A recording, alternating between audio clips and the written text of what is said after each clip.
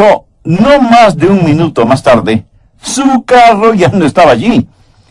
Lo peor es que en ese llavero estaban las llaves de su casa, y tuvo un sentido de desesperación por la estupidez que había cometido al dejar las llaves en el carro.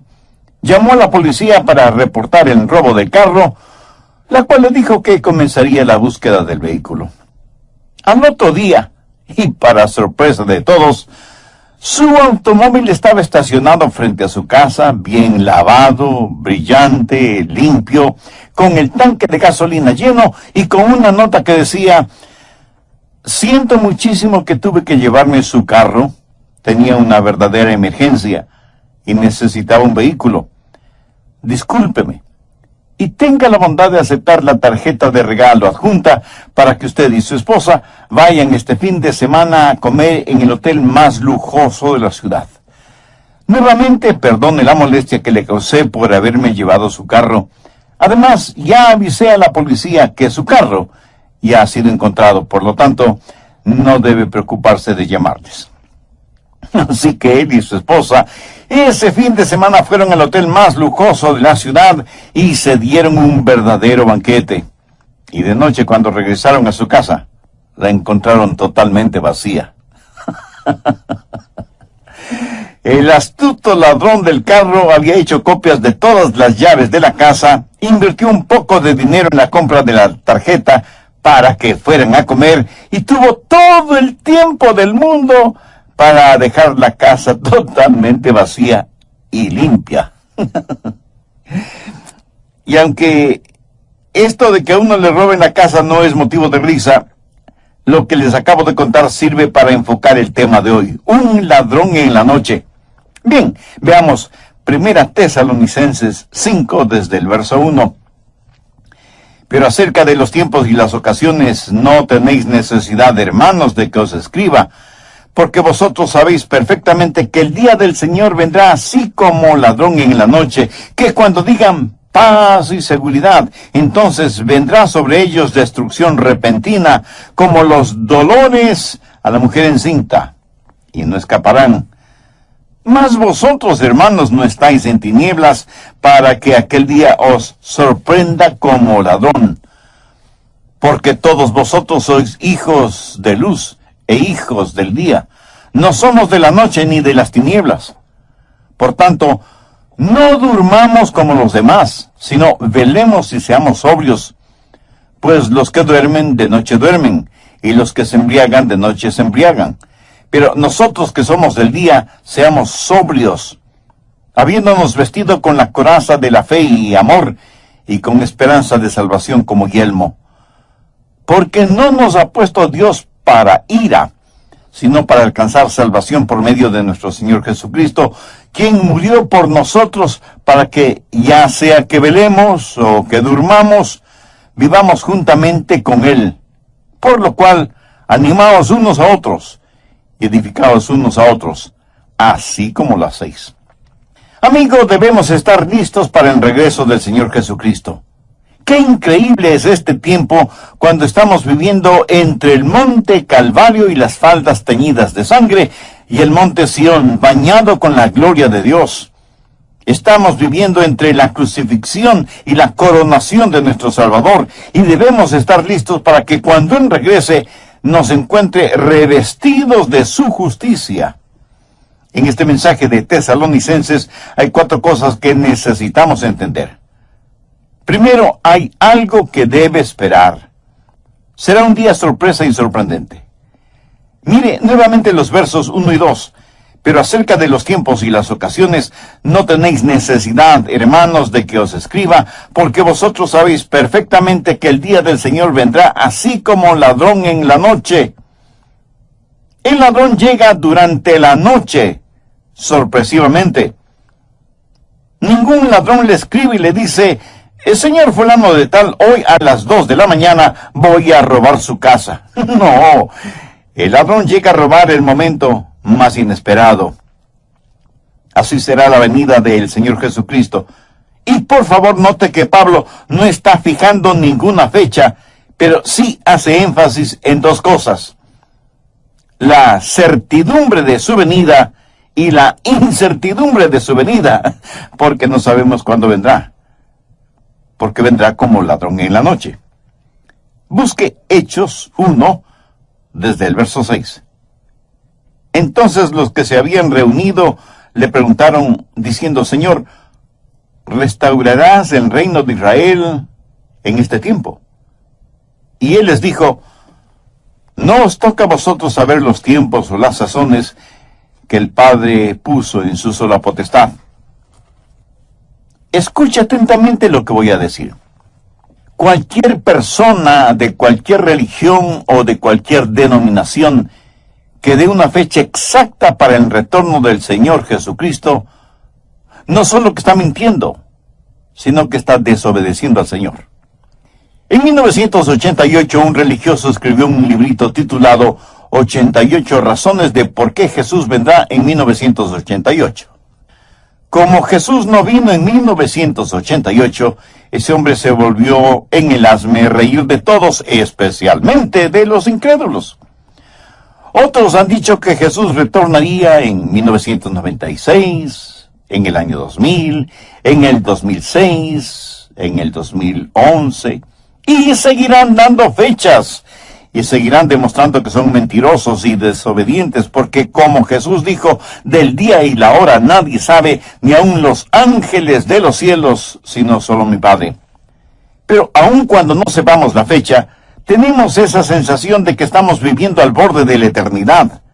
Y cada día que pasa nos pone más cerca de la venida del Señor, y Él regresará en el momento justo. Jesús nació a tiempo, murió en la cruz a tiempo, resucitó entre los muertos a tiempo, ascendió a los cielos a tiempo. Por lo tanto, su regreso será también a tiempo. Ni se adelantará ni se atrasará, porque, como lo dijo el apóstol Pedro, con el Señor un día es como 1000 años y 1000 años como un día.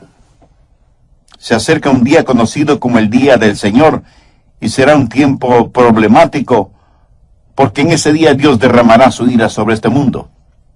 Este mismo momento, las furiosas aguas de la ira de Dios están golpeando constantemente la represa de su misericordia.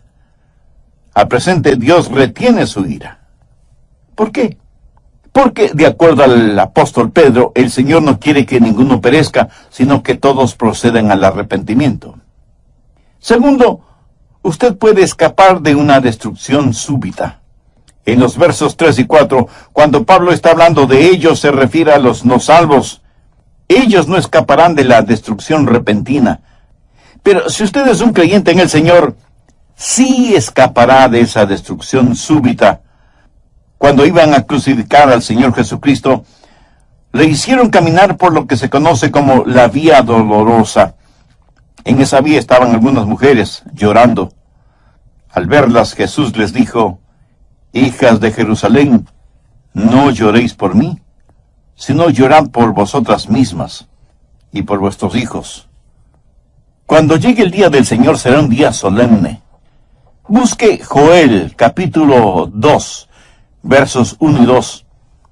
Tocad trompeta en Sión y dad alarma en mi santo monte.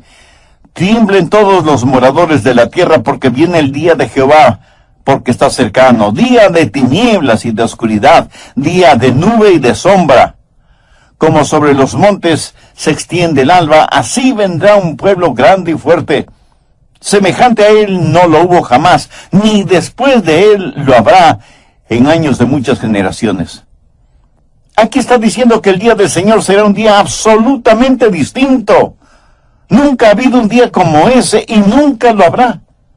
Pensemos en las limpiezas étnicas, en los terremotos, en los huracanes, en los tsunamis, en los tifones, en las inundaciones, en todas estas cosas, y sin embargo el día del Señor será totalmente distinto. Jeremías 30:7 dice, ¡ah, cuán grande es aquel día! Tanto que no hay otro semejante a él, tiempo de angustia para Jacob, pero de ella será librado. Recuerde que Jacob es el nombre para los judíos carnales, y Dios promete una liberación nacional para los judíos. Daniel también habla de ese día en el capítulo 12, verso 1. En aquel tiempo se levantará Miguel, el gran príncipe que está de parte de los hijos de tu pueblo, y será tiempo de angustia, cual nunca fue desde que hubo gente hasta entonces. Pero en aquel tiempo será libertado tu pueblo, todos los que se hallen escritos en el libro. Joel dice que no ha habido un día como ese día. Jeremías y Daniel dicen casi exactamente lo mismo. Y Jesús en Mateo 24:21 dijo, porque habrá entonces gran tribulación, cual no ha habido desde el principio del mundo hasta ahora, ni la habrá. Mi amigo, el día del Señor será un día solemne. Nunca ha habido ni nunca habrá un día como ese. Y necesitamos escapar de ese día. Apocalipsis 6 dice que los hombres se esconderán en cuevas y cavernas, y pedirán, rogarán a las montañas que caigan sobre ellos, diciendo, caed sobre nosotros y escondednos del rostro de aquel que está sentado sobre el trono, y de la ira del Cordero, porque el gran día de su ira ha llegado, ¿y quién podrá sostenerse en pie? El anticristo, quien estará gobernando el mundo en esa época, hará que Hitler parezca un Boy Scout.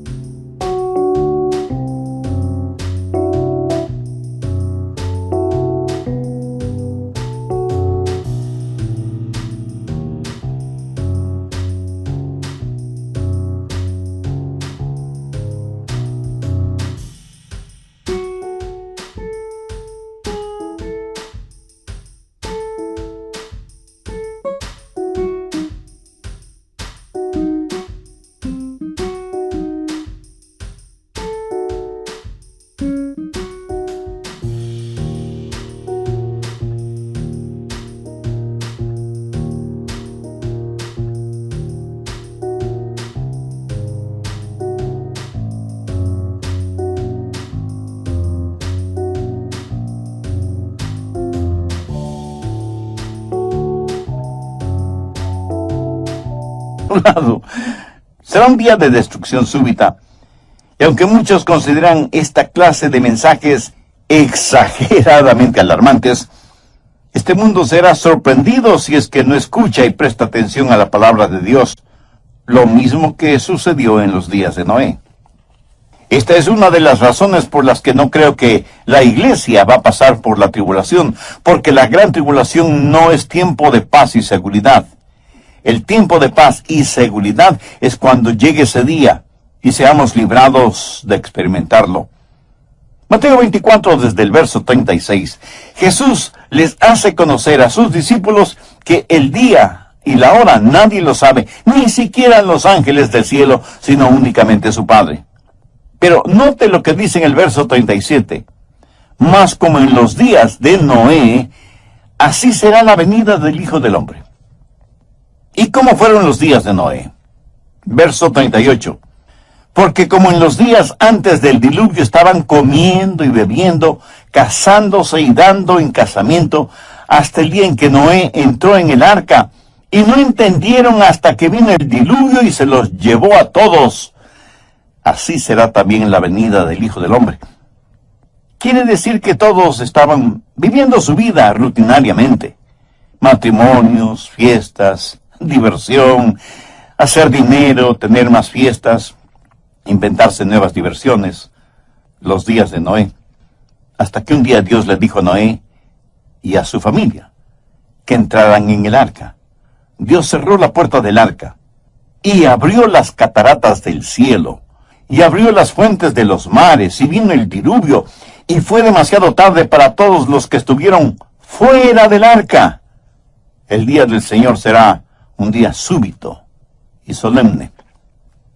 Ya me puedo imaginar un comité en los días de Noé.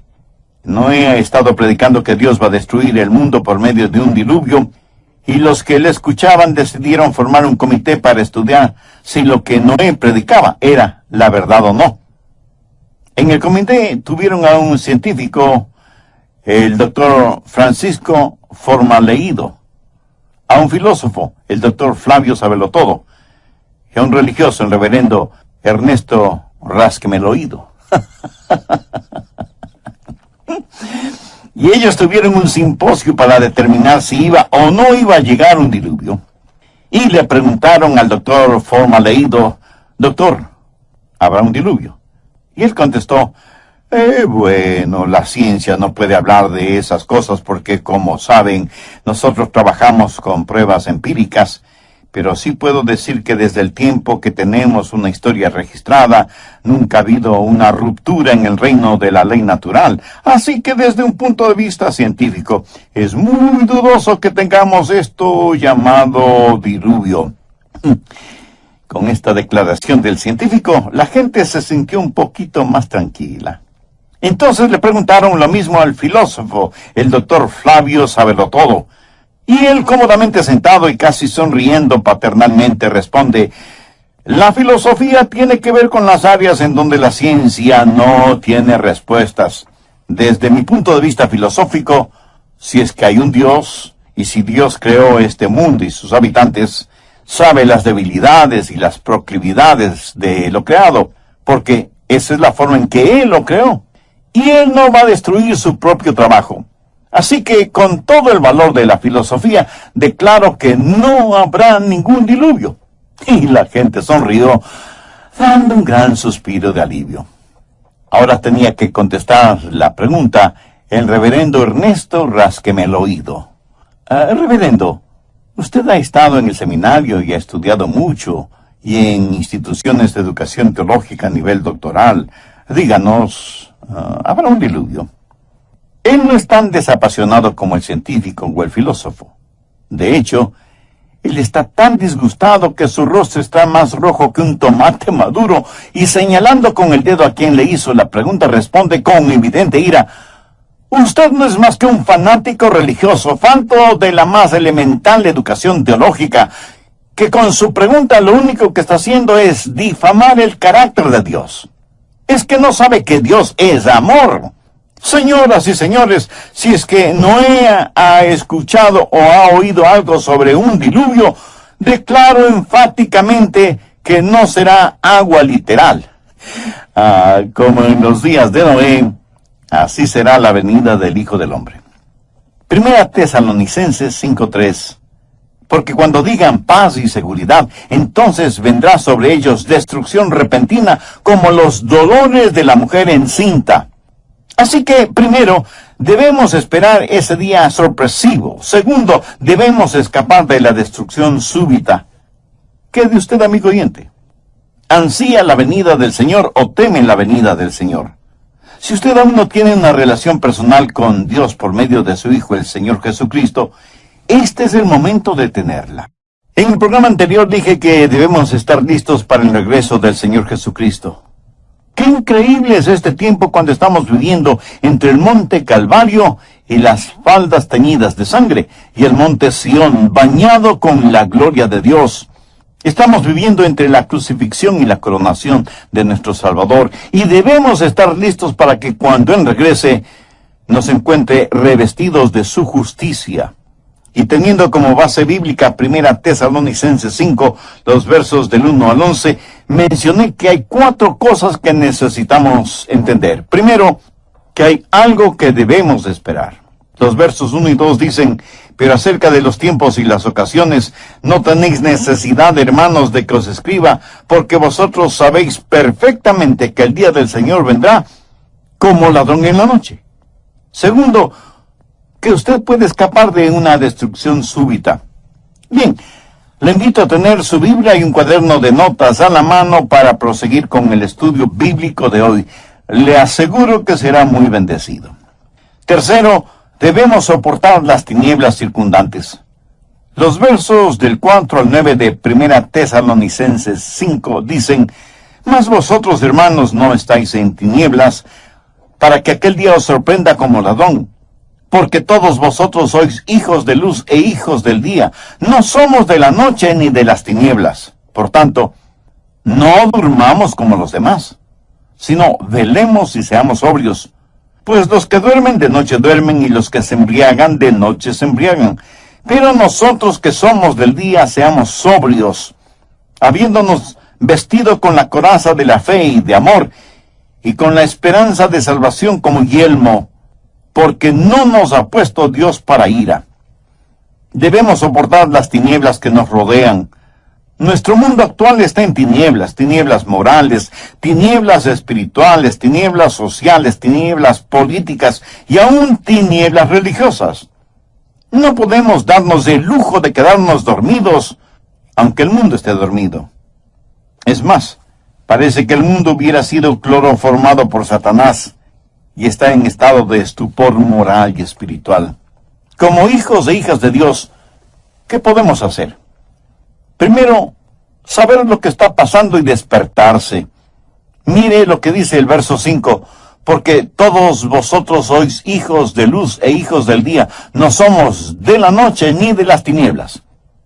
Nosotros los creyentes somos los únicos en el mundo que sabemos o que debemos saber el sentido de todo lo que está pasando. Debemos estar conscientes de las cosas. Por eso predico mensajes como este. Tal vez no veamos un nuevo año, o un nuevo mes, o una nueva semana, o un nuevo día, porque Jesús puede venir en cualquier momento. Y alguien me dirá, pero pastor, si todas las cosas están tan bien. Precisamente ese es mi punto. Cuando digan paz y seguridad, entonces vendrá sobre ellos destrucción repentina. Segundo, no es tiempo de dormir, sino de velar y estar sobrios. Veamos los versos 6 y 7. Por tanto, no durmamos como los demás, sino velemos y seamos sobrios, pues los que duermen de noche duermen, y los que se embriagan de noche se embriagan. Me da la impresión de que muchos van a sus respectivas iglesias con un rótulo que dice, favor no molestar. Yo espero que este mensaje no haya sido como una canción de cuna para usted, sino como una llamada de atención, como el toque de una diana, como un reloj despertador. El escenario está listo, y la segunda venida de Cristo no es una teoría que debe ser discutida, sino una verdad que debe ser vivida. No estamos supuestos a ponernos largos mantos blancos e irnos a sentar en el pico de una montaña. Jesús dijo que debíamos estar ocupados hasta cuando Él regrese. Pero, ¿qué significa estar ocupados? Si usted tiene una ocupación, ese es su trabajo. Manténgase ocupado. Dé a conocer al mundo su relación con Jesucristo. Tercero, no solo debemos estar alertas, estar despiertos y ser sobrios, sino que además debemos estar vestidos con la ropa apropiada. Mire el verso 8. Pero nosotros que somos del día, seamos sobrios, habiéndonos vestido con la coraza de la fe y de amor, y con la esperanza de salvación como yelmo. Hay dos cosas que cada creyente debe tener siempre. Primero, tener un corazón justo. Esa es la coraza de fe y de amor que cubre su corazón. Si usted ama a Jesús, usted debe amar a los demás. Usted debe poner su fe en donde Dios puso sus pecados, en el Señor Jesucristo. Esa es la coraza que necesita llevar siempre. Si no la tiene, mi amigo, usted no está listo para enfrentar estos días tenebrosos. Y no solo tener un corazón justo, sino también una cabeza bien protegida, con el yelmo o casco de la salvación. Miremos la segunda parte del verso 8. Habiéndonos vestido con la coraza de fe y amor, y con la esperanza de salvación como yelmo. ¿Qué significa la esperanza de salvación? ¿Quiere decir que espero ser salvo? No, no significa eso. Usted no debe tener un espero salvarme, sino que debe estar seguro de su salvación. Usted debe poseer un sé que soy salvo, porque la Biblia usa la palabra esperanza de una manera diferente a como nosotros la usamos.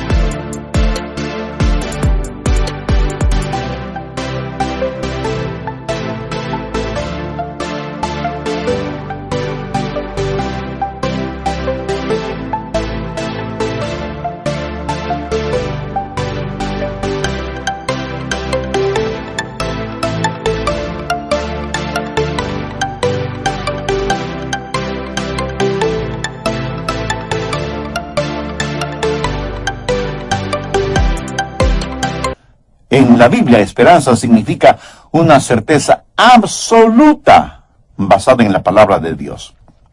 Por ejemplo, a la segunda venida del Señor se la conoce como la bendita esperanza. Usted debe tener un corazón cubierto con fe y amor y tener el yermo de la absoluta certeza de su salvación. Usted necesita estar absolutamente seguro de su salvación, estar sobrio, estar alerta, estar preparado. Cuarto, experimentaremos una liberación segura. Primera Tesalonicenses 5:9. Pero no nos ha puesto Dios para ira, sino para alcanzar salvación por medio de nuestro Señor Jesucristo.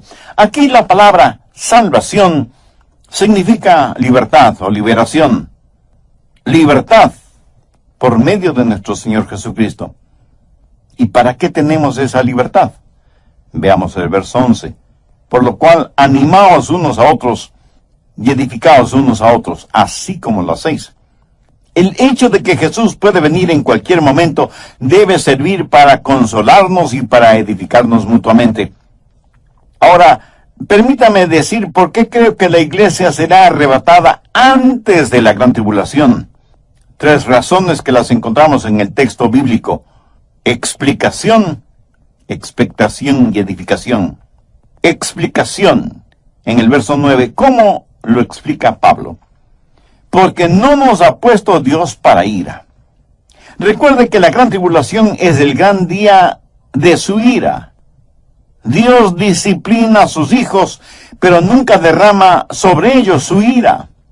La ira de Dios será para los inconversos, aquellos que han negado o han rechazado o se han burlado del Señor Jesucristo y de su obra en la cruz. Busque 1 Tesalonicenses 1, 9 y 10. Porque ellos mismos cuentan de nosotros la manera en que nos recibisteis y cómo os convertisteis de los ídolos a Dios, para servir al Dios vivo y verdadero, y esperar de los cielos a su Hijo, al cual resucitó de los muertos, a Jesús, quien nos libra de la ira venidera. Los ejemplos clásicos. Hemos hablado de los días de Noé, y cómo el diluvio no se hizo realidad, sino hasta después de que Noé y su familia estuvieron seguros en el arca. El otro ejemplo tiene que ver con Lot. Veamos Lucas 17, los versos del 28 al 30. Asimismo, como sucedió en los días de Lot, comían, bebían, compraban, vendían, plantaban, edificaban. Mas el día en que Lot salió de Sodoma, llovió del cielo fuego y azufre, y los destruyó a todos. Así será el día en que el Hijo del Hombre se manifieste.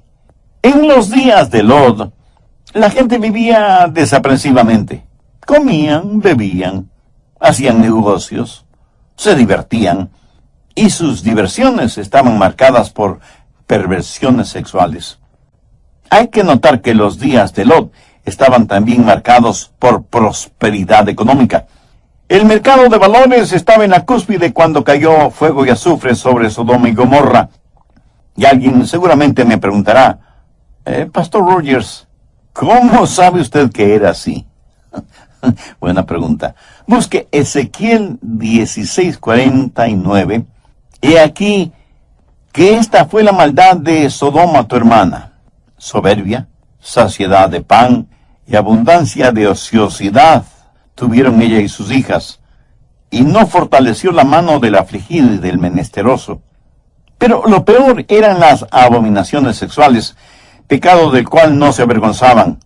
No lo cometían en oscuros callejones, sino que lo exhibían en las calles principales, sin ni siquiera sonrojarse. Como tenían en abundancia, parece que no tenían necesidad de trabajar. Y no solo tenían abundancia de pan, sino también abundancia de ociosidad.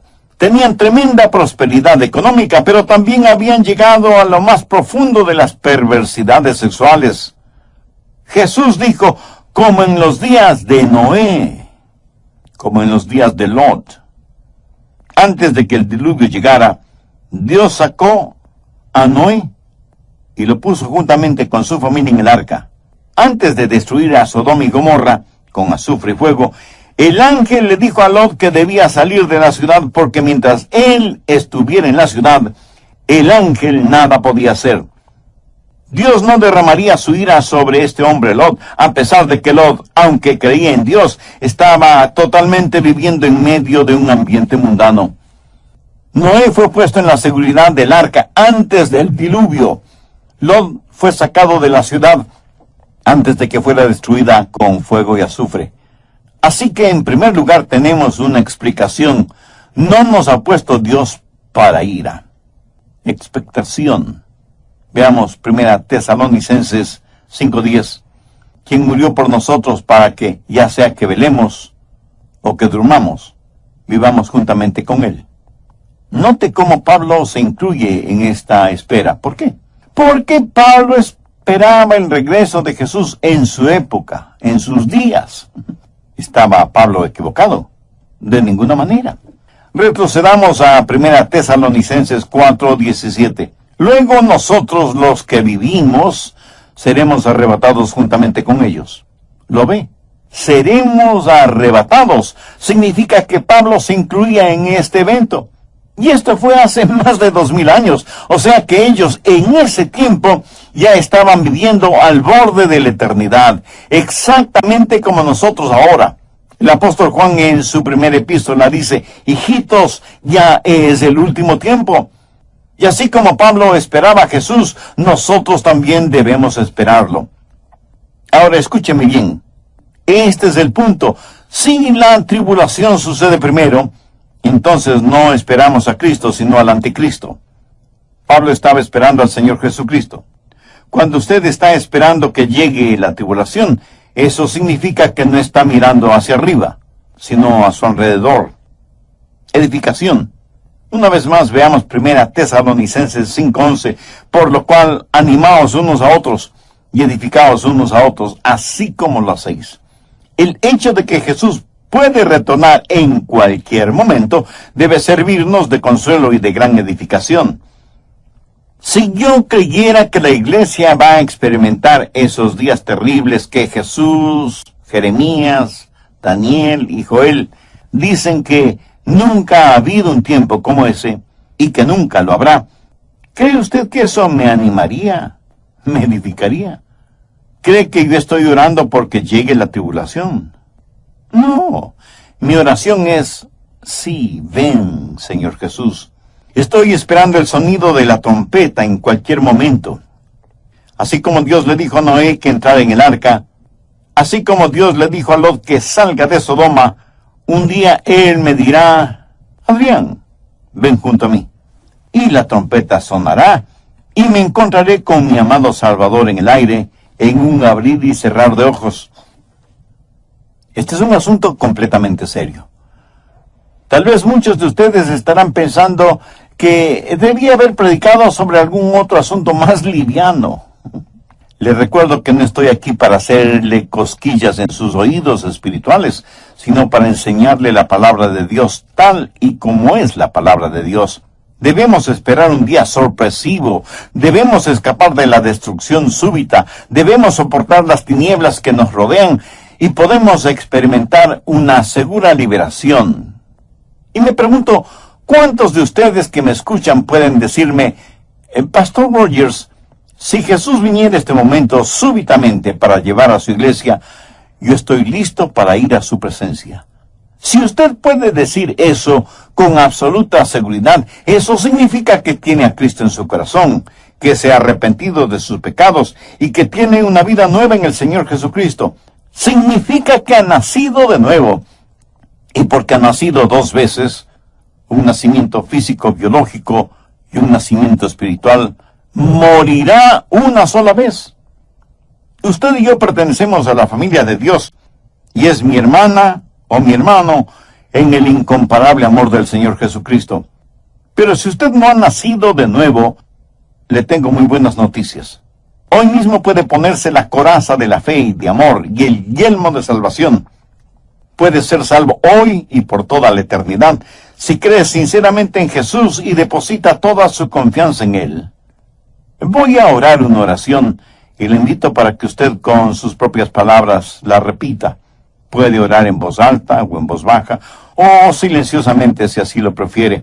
Pero lo importante es que su oración la diga con fe, con sinceridad, con convicción, sabiendo que Dios ve la intención y la motivación de su corazón. Querido Dios, sé que me amas y quieres salvarme. También sé que como pecador lo que merezco es tu juicio, lo que merezco es que derrames tu justa ira sobre mí. Pero vengo a implorar tu gracia y tu misericordia en los méritos de tu amado Hijo Jesucristo, quien entregó su vida en la cruz para salvarme. Señor Jesús, tu promesa es que si creo en ti me salvarás.